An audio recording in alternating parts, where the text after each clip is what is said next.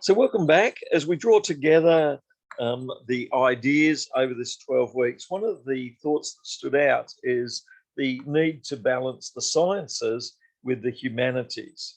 And so in times past, if you went back to the 1600s, often they were a lot more integrated than they are today. And theology was included together with the arts and music, together with the sciences. And it's only been in more recent times with industrialization and wanting a workforce that can be specialized in certain areas that there's been quite a separation of the humanities and the sciences. So having looked at logic and reason using the sciences and mathematics, we wanted to take a few moments to look at ways in which we know through the humanities. So the humanities are the branches of knowledge that concern human beings and their culture. So in contrast to the physical and biological sciences where we can observe and describe and measure rocks, or in geology or physics, the movement of an object, or animals in biology, or plants, or chemicals in chemistry. When it comes to human beings, they're way more complex. And one of the reasons why they're complex is that they have subjective free choice. And so they can choose to do evil, or they can choose to do good. And out of this subjective free choice, whether it be a novel or a story, or whether it be history or sociology, we see that there are many different ways of understanding the human person through humanities. So what are the humanities? The humanities are the branches of knowledge, in contrast to science and maths, that concern human beings and their cultures, and their stories and histories and narratives. It's distinguished from the physical and biological sciences, and to a lesser extent from the social sciences, in that humanities are looking at the nature of humans and what they do. Humanities is an academic discipline that studies human conditions, and it comes from the Latin humanus, meaning the human person, human conditions. And for instance, it's valuable in a philosophy class where we develop critical thinking through questions, Socratic questioning, through Plato, Aristotle questioning. Humanities has a different method to the sciences. Tegan. Sorry. I don't really see anything on the screen. It's just like gray. Ah, I don't know if it's just me. Karen, can you see? I've got it as well. Yeah, that's what it looks like. It's just like our faces and then like a big black, like big gray blue thing. Right, and that's because I've switched. And can you see now what's written? No. Wow. Ah, yeah, I think I can. Thank you for warning of that. Let's click share screen. Share. That's better. Wow, fancy that. We live with challenges. Yeah. So what are the humanities? The humanities are the branches of knowledge about human beings. And from the Latin word humanus, the study of humans, whether it be using philosophy, which is debate, whether it be art or music or literature or religion. The humanities certainly have analysis and critical thinking, but in a different way to science and maths, where you're measuring the weight of something and the height of something. In medieval times, humanities were seen as being very important, particularly philosophy and theology. And theology, because it addressed the biggest questions of all, why are things here? Where do they come from? Metaphysics. theology was seen as the central, most important subject from a few hundred AD through to 11, 12, 13, 14, 1500 AD. Theology was seen as the most important subject. Whereas in the last few hundred years, theology has dropped to one side, even philosophy has dropped away a bit in history, and science has probably come to the fore, and technology. So humanities is valuable because it studies values, while we see human values as important, good and evil, and right and wrong. The study of the arts goes beyond facts to how people feel and express themselves in painting and music and drama and dance. So it's a very expressive area of knowledge rather than just the scientific knowledge. Art, visual art can include form, that is relationship between lines and colors and spaces, content, which communicates meaning, and then subject that we might be writing about. And it invites people in music and art and drama and dance to participate. Humanities is the academic disciplines that study the total experience of being human and living our lives to the full. It looks at the story of people in the past, history, story of people in storytelling, literature, story of people making logical decisions, philosophy, and in religion, how people understand ultimate relationships with God and truth. Visual arts, drawing pictures, music and dance, film. There are all of these different ways of understanding. Interestingly, one of the great scientific breakthroughs could be a computer like the Apple. One of the great guidelines, when Steve Jobs did his study at university, one subject he thrived in and loved was calligraphy, drawing different letters. And that's one of the reasons why your computers have so many different fonts on them. Prior to Steve Jobs and Apple, there was one font, but he loved all the different fonts. Humanities is about morality, that is not just scientifically developing nuclear energy, but thinking about what's the morality involved. So it's about human beings fully expressing themselves. And I think this has real value in the classroom, encouraging the students to be able to express themselves rather than just gather knowledge. So the Latin word humanus means culture, to be human, to fit with the norms of the culture and society, to be socialized, to adapt to the environment, to explain what's the nature of a person and why they are the way they are and how they express themselves. So the report on the Commission on Humanities says that they reflect on the fundamental question, what does it mean to be human? And so humanities is valuable in your teaching because it gives an opportunity to think about what's it mean to be human, both to be irrational, despairing, lonely, death, as well as birth, friendship, hope, reason, and making sense of the world. So humanities is about the hopes and disappointments of life. Annie Dillard said, when we reflect on changes in our lives, opportunities and disappointments in our lives, that's the humanities. Now, of course, science does this as well with psychology and other subjects too. Many aspects of science deal with humans and what matters, and there are the social sciences which combine the humanities and too, but there is a boundary between them. Science is cumulative, so it collects information over time, and once you've discovered something, doesn't change. But the humanities is often a lot more complex because we're wrestling with values that we've been wrestling with for thousands of years.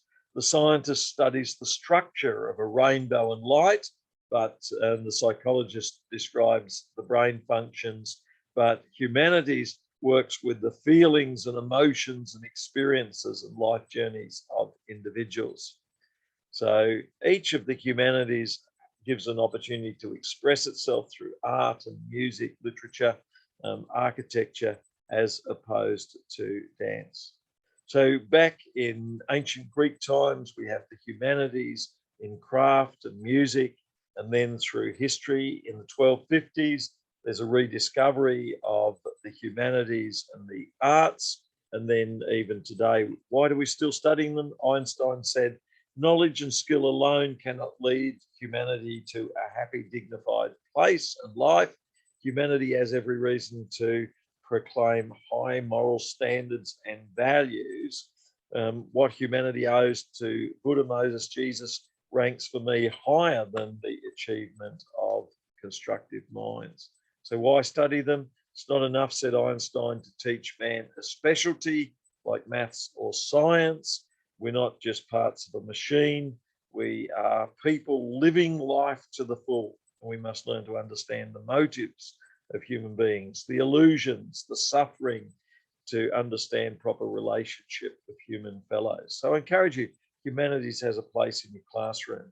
We must acquire a vivid sense of beauty and the moral good. Otherwise, with specialized knowledge, like a well-trained dog, premature specialization on the ground of immature usefulness kills the spirit in which all cultural life depends, specialized knowledge included. So we've got the Greeks back 2,000 years ago, and then Michelangelo and others in the 1500s, 1600s also doing their art work there. I had a chance to stay in Florence at one stage, and someone asked me, have you had a look at the sign outside the building that we're staying in? We had a look at the sign outside, and it was the house that Michelangelo lived in. So that was pretty interesting, that we were staying in Michelangelo's house where his mother and father and Michael grew up. So the arts give expression to inward emotions, and the humanities is all part of this attempt to explain humans and what's about. Can I get each one just to reflect briefly on the value of the humanities? Karen and Rachel, so what's the value of including the humanities in your class? Opportunity to draw, opportunity to listen to music and comment on it, opportunity to act out, like in a dramatical presentation, what's going on. Karen, first, what's the value of the humanities? Well, students are often told things and often are receiving things and are listening and learning, but the value of the humanities means that they can also take what they've learned and begin to express it in their own way and show their own understanding through what they create, what they do, what they act out. I like that idea of what they create, and when they do a project or when they do a drama, what they act out as well. Rachel, what do you see as the value of the study of humanities, or including art, drama, and music in your classroom? Certainly, many like Erasmus said that the discovery of humanism, which is to discover what it truly means to be human, is to discover the value of literature and history and rhetoric and speaking and debate and drama, and it can include ethics and values. So humanism often refers to all of these values. But Rachel, your thoughts? Which Rachel? Oh, let's start with Rachel Segiota. Sounds Okay. good. Well, maybe I think teaching humanism is important because if you're trying to teach art to students, it's hard to just explain it to them.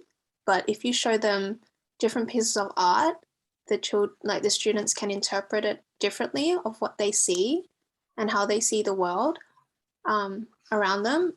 I think it's important because then we can interpret it through the artist's perspective or their intention of what their what do you call it? Their painting or their art piece, what they're trying to interpret through that.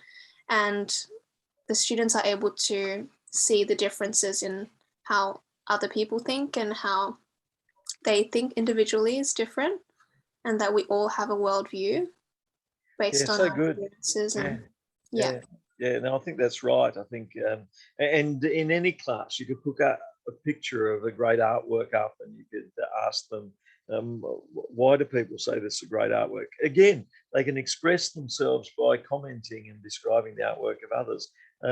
Rachel Gorsey, what do you think? I think very similar to like what Kieran said of, it's like if you take dance, for example, science, maths, and English even are like you got to stick to the rules, that the rules are the rules, that if you don't do it the right way, you're not going to have the right outcome. Like if you don't do addition right, you're not going to have the outcome that you need of the answer. So it seems much more black and white in those subjects, whereas something like dance, unless you're in a professional ballet company, I can't just go do this move, this move, this move, and this move and expect the kids to do that back to me perfectly. I've got to actually get up, show them what exactly I'm expecting, but then also giving them that opportunity, okay, make it your own, interpret the music the way you want to. So whether I give them like a 16 count of something that I give them, and then 16 counts to go and do something that they feel fits better with the music, or go off and give them, 2 minutes of a song, get them in pairs and like get them working together, get that kind of creative outlet.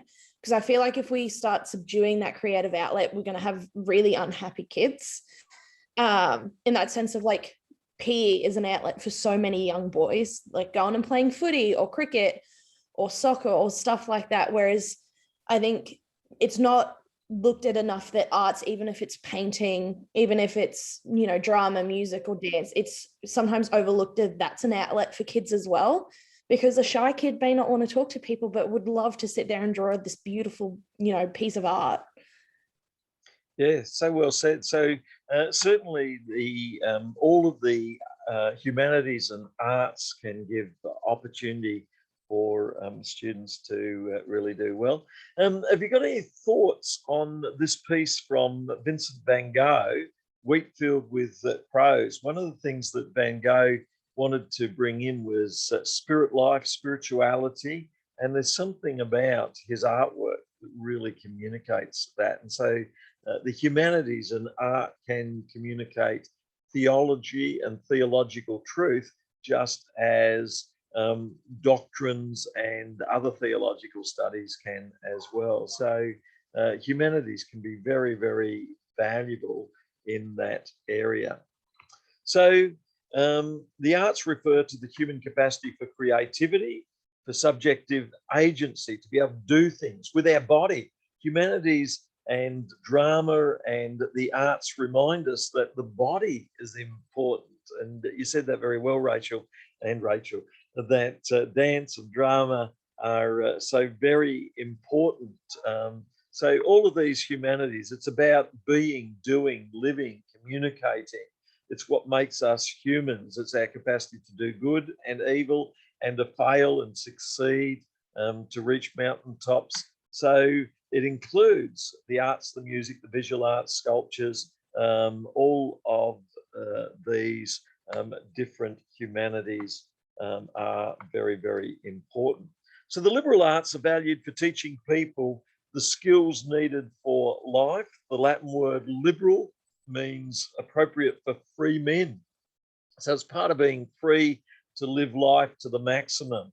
In ancient Greece and Rome, for a person to be free, they needed to be educated in order to show that their freedom was something that was valuable and to be expressed. Liberal arts use the Socratic method, the use of questions and dialogue to challenge students, to support their arguments, to stimulate critical thinking through creativity, interaction, debate, writing.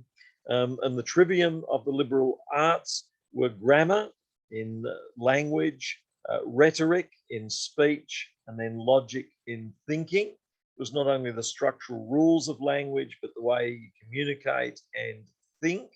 And this has moved away from that, I think, to both the scientific on one side and English and humanities on the other. So Richard Rorty's The Linguistic Turn describes the recent turn towards language in philosophy and many areas of life and the world. So the four scientific arts were music, arithmetic, geometry, and astronomy in ancient Greece, expanded in modern times to physics, chemistry, geology, biology, and the human sciences, geography and psychology, and then the arts, including philosophy. So science and arts in ancient times and through medieval times were very much more closely related, and it's been in more recent times that there's been some separation of these. Language, we spent a week looking at language and the ways in which metaphor, analogy, allegory can give meaning, but they can also obscure meaning. George Orwell, in his novel 1984, featured thought control through language. And so I think it's important in every subject to realize that language gives us capacities, but language blocks capacities.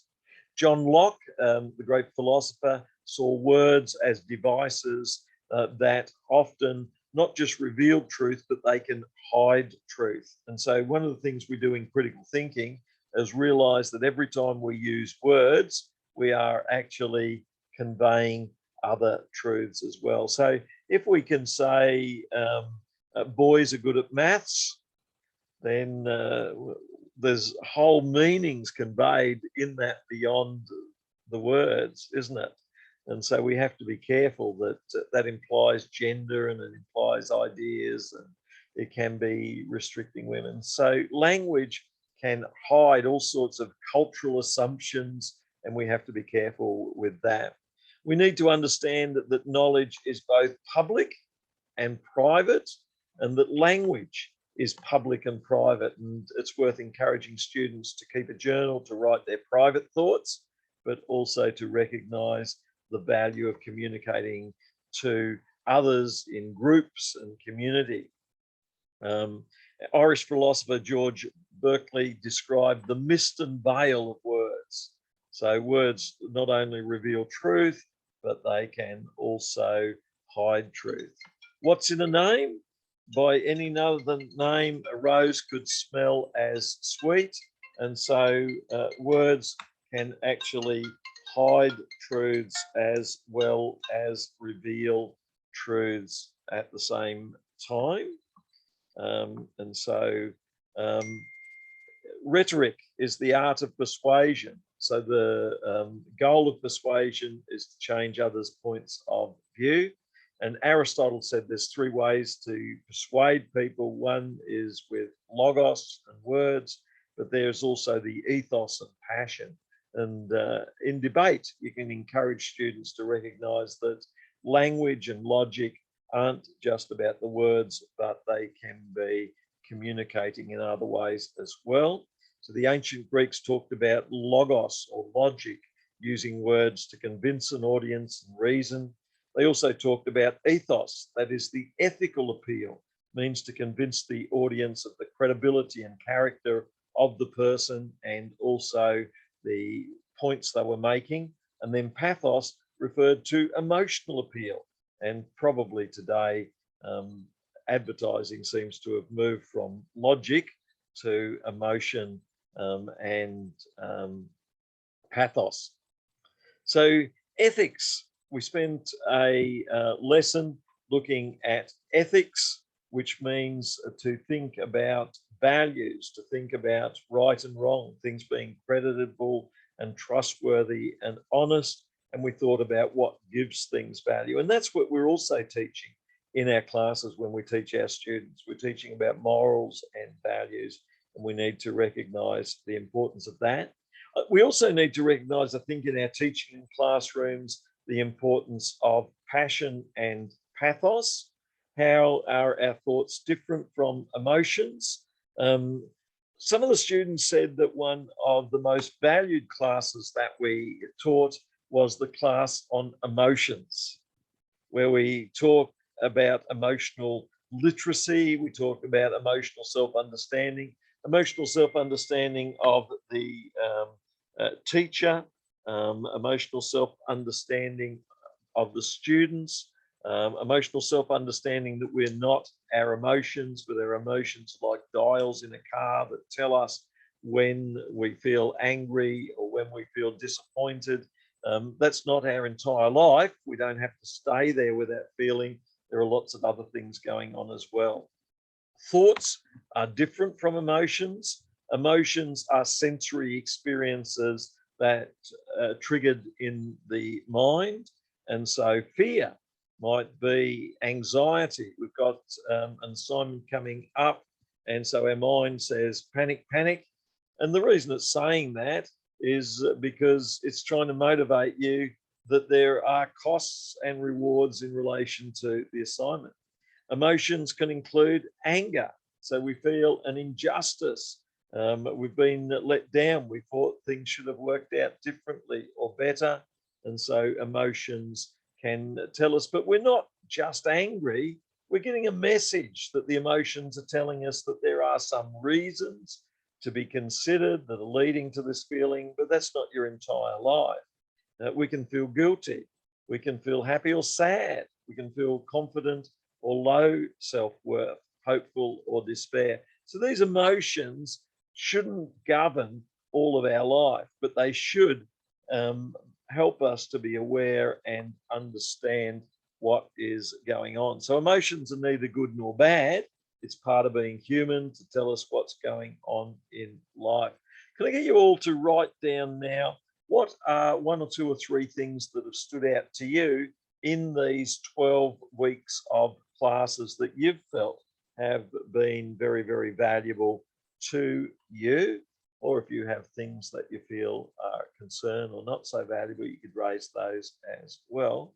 But thinking about over these 12 weeks, we looked at different subjects, science and maths. We looked at the ways mathematics can tell us about an ordered world and therefore point to God. Fabbricini numbers point to certain patterns in the world that can point to God.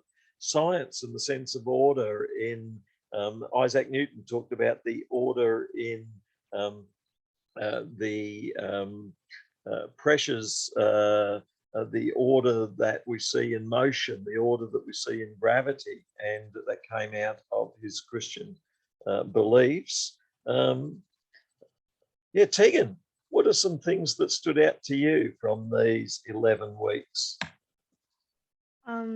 Something just in general is I never used to like being asked questions, especially in lectures. And so I've realized that the reason why you ask questions is to get us thinking. And because this is a thinking subject, it is pretty good. I've found that it's very helpful in getting us to get to know better, get to know the work better, and it helps us to remember what we are learning.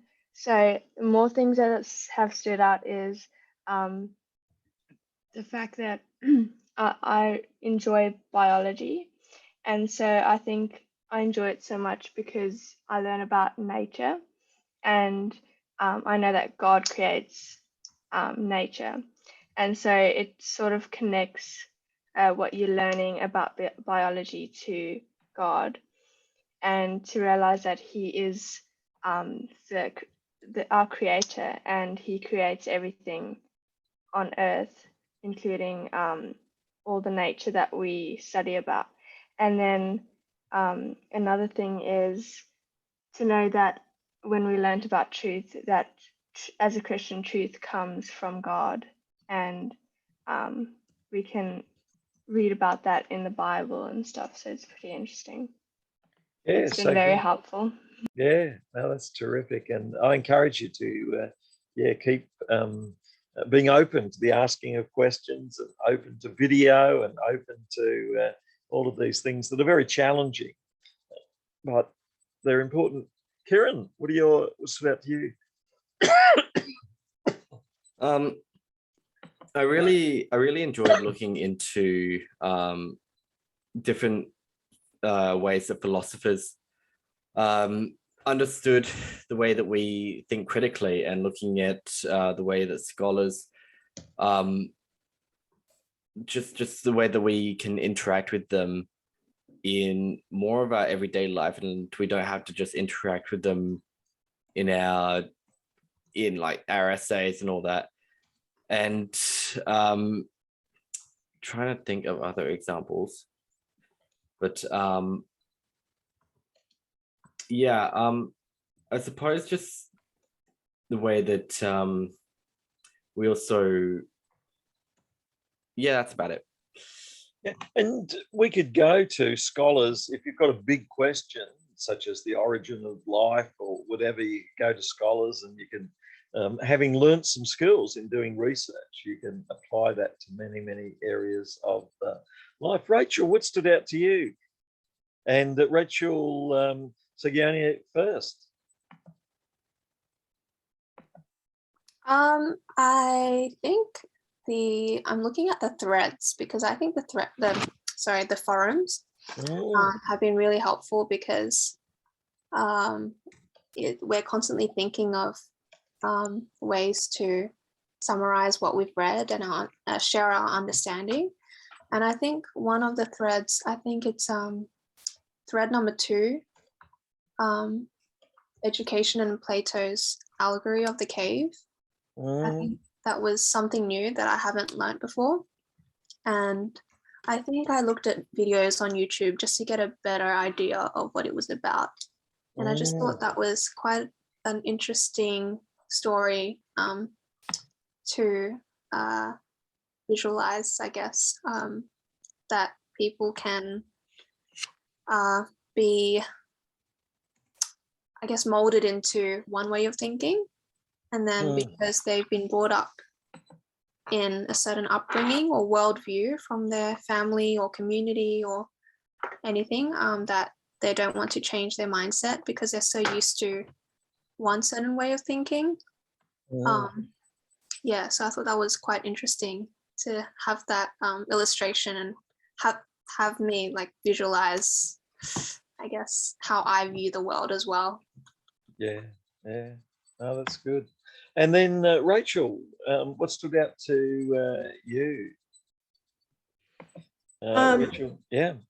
I enjoyed kind of everyone's thoughts. As much as this isn't a worldview class, we kind of got insights into everybody's worldview, like Rachel was saying before, that it's nice to kind of see that we've all grown up so differently, but either we've had very similar views, the same views, or even very like stark different views, but we've not kind of held that against each other. We've gone into, okay, and really made us think critically about that other person's view or their opinion, and going, okay, well, why do they think that? Why is that understanding? And maybe it's forming relationships between each other, or it's just getting us to think more critically about our own views, and going, well, maybe I'm not right, or maybe that, what I've thought my entire life is, maybe not the only way to do something. So I enjoyed that. I enjoyed just like understanding how to critically think and to use that in multiple examples over the weeks that, and very much, I think we talked about in the first couple of weeks, that I was saying that I never thought that it could be something that you can teach and that you can learn, that it was always something you're kind of born with. So I really enjoyed like learning how to do that. So then not only in turn can I be a better critical thinker, but I can teach my kids how to critically think about something and not just look at something on a surface level, but really dig deeper down for it.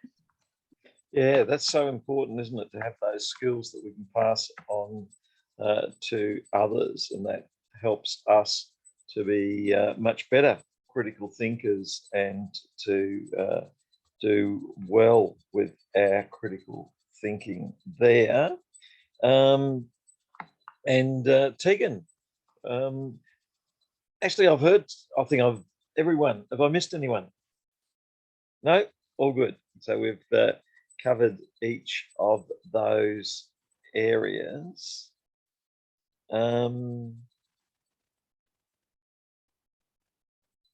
One of the ones that certainly did stand out to us was the emotional and intuition critical thinking one, which looked at the different emotions and how we can encourage students to understand the emotions and recognize at times that there are gut reaction, head thinking, heart feeling, and they're all part of the legitimate way of understanding. There are scientific ways of understanding emotions, and then there are the humanities, art, music, which also give rise to emotions. One of the things that I thought was interesting was James Lange's theory of emotion, which says that if you're almost hit with a car, then the body reacts and there are certain things going on.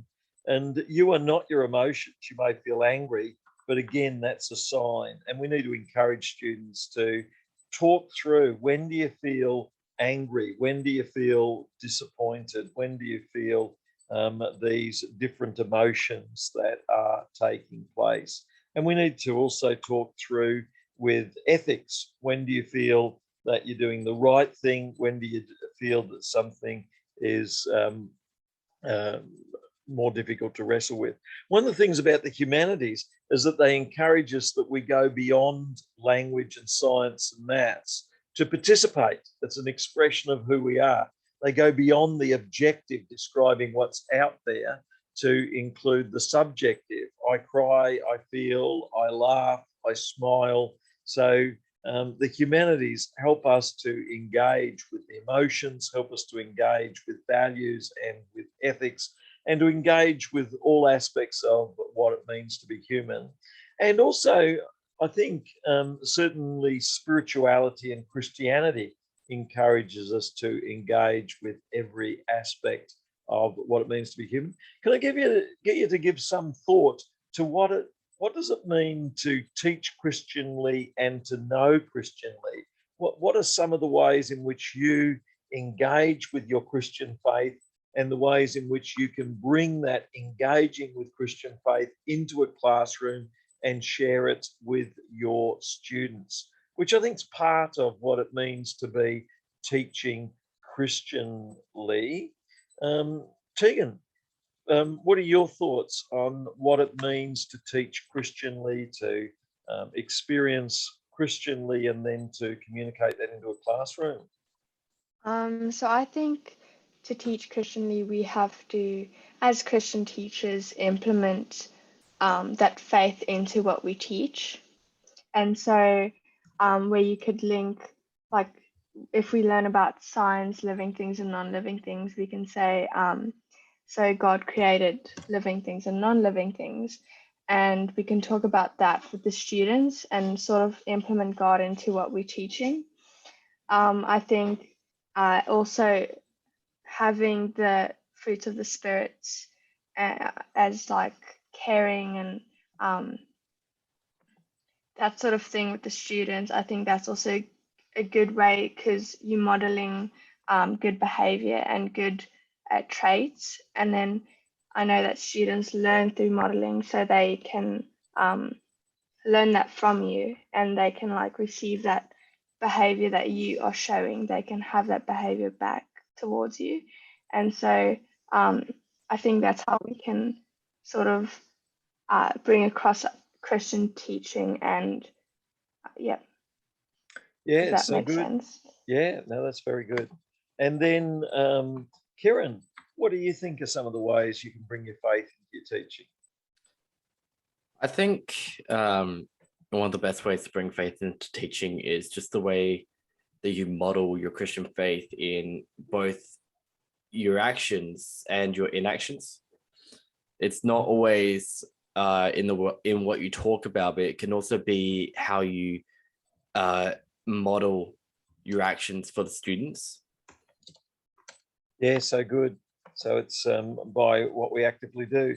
Rachel Sagione, what do you think are some ways in which we can bring faith into our teaching?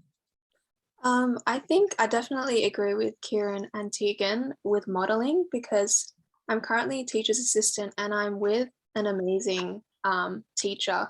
He teaches grade 3 and 4, and he doesn't limit himself from how much he wants to flow out of like his lesson plans. He doesn't mind like going with the flow and actually letting students lead the lessons sometimes. So he'll plan a lesson, but he will create like an extension to a different subject or a different topic, and then we'll explore that. And he's also just very fun teacher, and I think he's very different and unique to other teachers that just want to teach, but they don't really listen or ask prompting questions, or they don't give much space for students to think critically. And I think, yeah, definitely modeling Christian life, the behavior, and teaching how to honor, respecting each other, and to love one another with our words, using kind words, and modeling. Modeling. Yeah, that's great. And then Rachel, gosh, what's some of the ways in which you would see that we can teach Christianly? I think kind of more on what like Kieran and Rachel were saying, that sometimes, and I went to a Christian school and I was at a Christian university last year, sometimes it feels a little bit too much like either we're talking Christianese or we're having like Christian stuff shoved down our throat. Like I was a Christian in high school and last year at CHC, but you know, even as a Christian, I'm feeling it like it sometimes felt a little too forced, but in that sense, like Kieran was saying, of it's how we model. So I think sometimes I've seen too many teachers be too Christianese with their kids, and less obviously, of course, you know, a religious subject or Christian living or something, that you need to just like, I think we need to be a little bit cautious about how we word some things, because we have the power not only to help our kids become Christ followers, but we have a really big way, like there's a big chance that we can push them so far the other way that they are so sick of hearing about it in class and at school that they don't want to ever follow Christ. So I think it's like this tightrope that the tightrope walk that we just have to be ourselves, be a Christian, like Kieran said, model what we see, like model what we do, and the kids will just see that. Of we're not going to, like the doorbell thing, we're not going to yell and scream at the kids, one, because it'll become ineffective, but two, because God wouldn't yell and scream at us. He'd just ding the doorbell, wait for us to silently come down, not God wouldn't do this and you're like, and I think not be Bible bashy. I know that gets thrown around a lot, but not be so preachy when you're teaching, just simple ways of incorporating God and Christ and his message and his love more subtly in a class, rather than, and this leads back to God because, and like feel it forced. Yeah, that's great. I just want to go back to some of the notes. So one of the things that we're reminded of from Aristotle and Plato is that we have these different ways of communicating, and you see it in advertising today, but we need to recognize, like the humanities, that we have all of these arts that we can use, visual arts, music, all of these can be used in all of your subjects, and participation and involvement. We need to recognize that theology and art have a connection. We need to recognize that music and theology and faith have a connection, that you can bring your Christian faith in through all of the humanities. Hegel said that we need a sensuous presentation of the absolute. That is, we need to use all of the arts to communicate what we know about God and truth. This is a very famous painting that was done when Picasso was 15 years of age, called Faith and Charity. That is, you've got both their science and you've also got the caring faith of a Christian nun as well, who's providing food and sustenance. And in some ways, our teaching needs a combination of both scientific approach, where we carefully prepare our lessons, where we measure, where we use maths, where we scholarly study, we use critical thinking in that way. But we also need in our teaching to show love and compassion and listening, as you've been telling us today, that we need to be showing all aspects of love that celebrate all of the gifts that God has given us, dance, drama, music, all of the humanities, history, language, storytelling, literature, all of those things as well. So thank you, each one. I've enjoyed being a part of the class with you. And so it's been, a really great class. It's been a lot to me to be able to go through each week and look at some of these different topics that we look at, but ways to think deeper and deeper about them. It's so easy to skim across the surface without asking deeper questions as to why do we have these ethical values? Why do we use language the way we do, or maths or science? How does it connect to our Christian faith? So I encourage you, think deeply, but live fully and live in relationship to one another and to God as well. So thank you, each one. Thank you so much. Thank you, Dr. Sam. Thank you, Dr. Hay. Bye-bye.